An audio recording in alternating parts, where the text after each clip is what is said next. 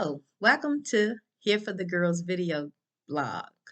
My name is Brenda Kirkland, and I am a social work intern with Here for the Girls in Williamsburg, Virginia.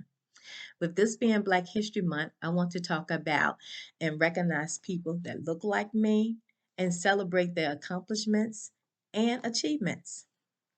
It is time for people everywhere to stop, learn, and appreciate those achievements. It is also a time to teach others about those achievements that Blacks have accomplished.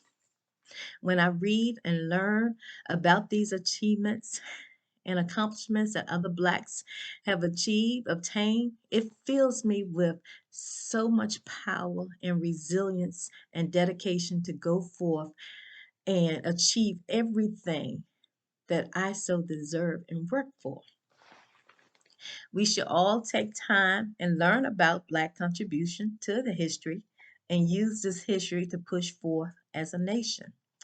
I hope we can take the rest of this month and learn from its history and help heal wounds that continue to hurt many.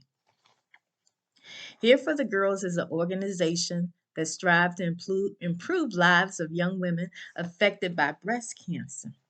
So for this conversation, I would like to talk about recognize Henrietta Lacks, who was an African American woman. And she had cancer, but she didn't have breast cancer. She had cervical cancer.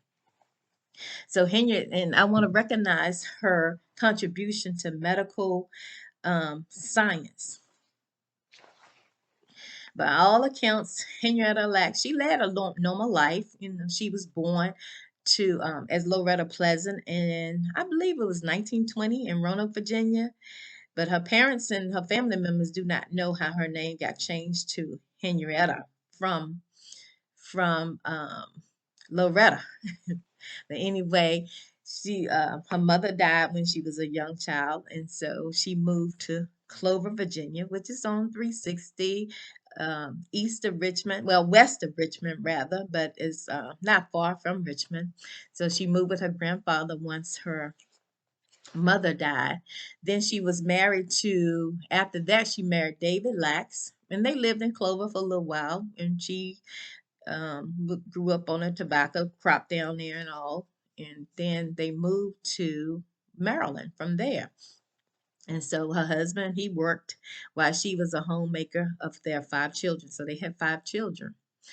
And prior to her passing, she sought medical care at the Hopkins Hospital in Baltimore. She was having issue with stomach pains and things like that. So they eventually discovered that she had cancer. The researcher studying her cells, which was George, I believe it's pronounced Gay, Gey, he observed that the cells were able to multiply at a very high rate and did not die like other humans' cells, which would perish within days. And this was the first record of immortal cell line, and they were Mrs. Henrietta Lacks. Dr. Gay had cell samples removed from Mrs. Lack's body during her autopsy to create a cell line of a single cell line in order to perform experiments. And he named the cell line HeLa cells after the first and last initial of her name.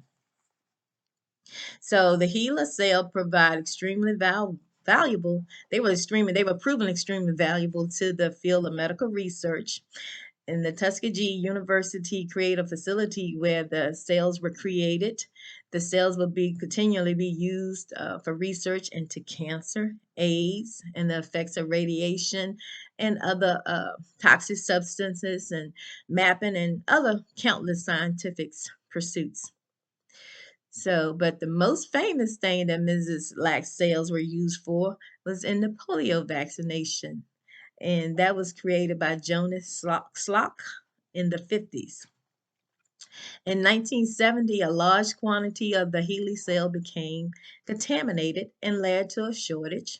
Medical suppliers contacted the Lacks family. They was like, why are they contacting us? But anyway, they contacted them for a blood sample. Man, they contacted me asking me for some blood sample for my mother. I don't know what I would have done. But during the time, they did not give a reason for their request. And Maybe they didn't think they have to give a reason, but this drew curiosity and alarmed the family because they called them, not giving them a reason why they want these cells and all blood samples from them. So they looked further into the matter and discovered the legacy that their mother had left behind. This led to a major controversy and debate regarding consent and ownership of the cells in a person's body. At that time, consent wasn't necessary for anything that they did to you. But as far as research purposes, they didn't need a consent to do that.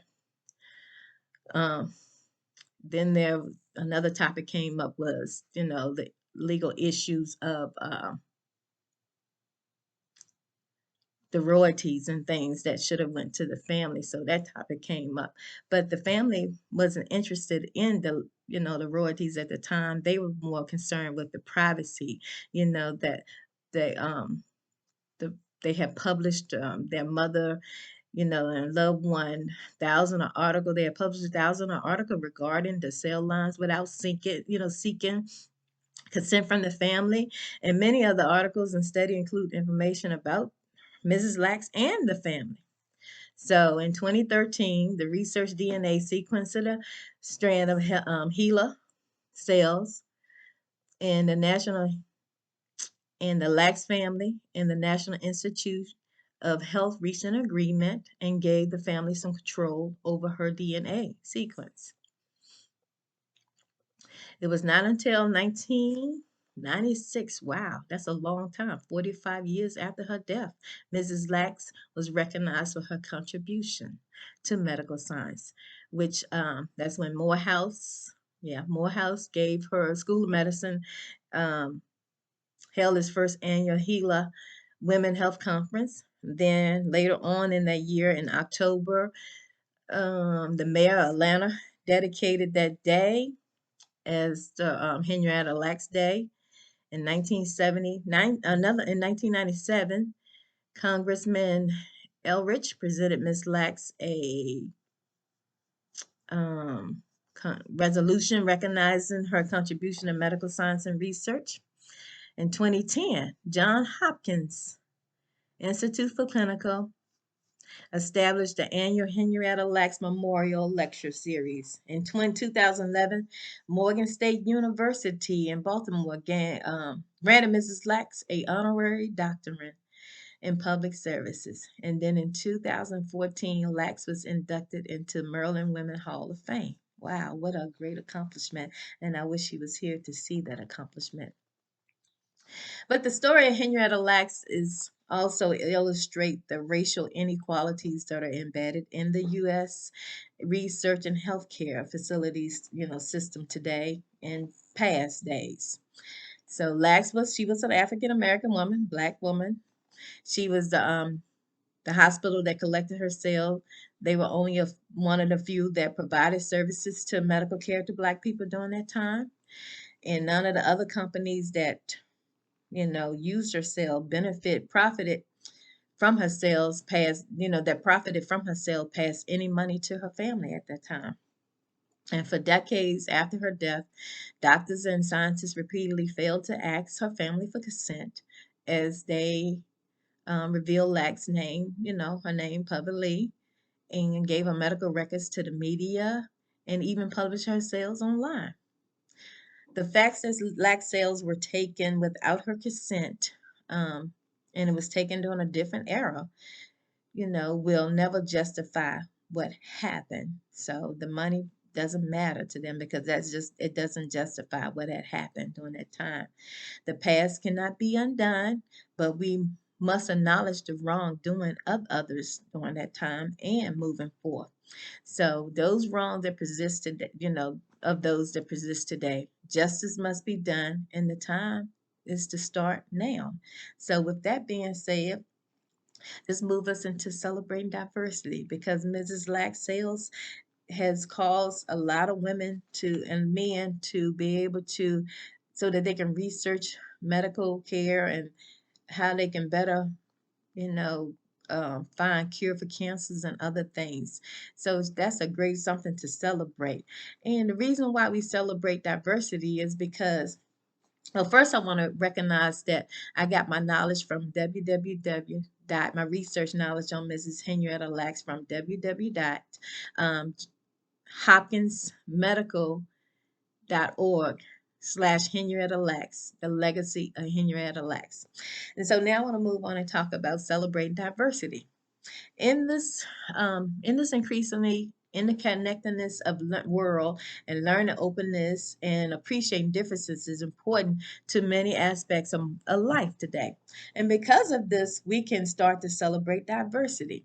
We celebrate diversity because it helps overcome stereotypes. Stereotype is common, and it helps us make sense of the world around us, but it also can have a negative impact on the way we see those who are different to us. Stereotypes encourage us to make assumptions and about others, which can be incorrect and harmful. And so when we celebrate our differences and are open to our diversity, this allows preconceived notions, woo, tongue twisters there, preconceived notions to be proven wrong. This break down stereotypes and help us to see people for who they are and not who we think they are. Uh, and the next reason is it builds cultural awareness.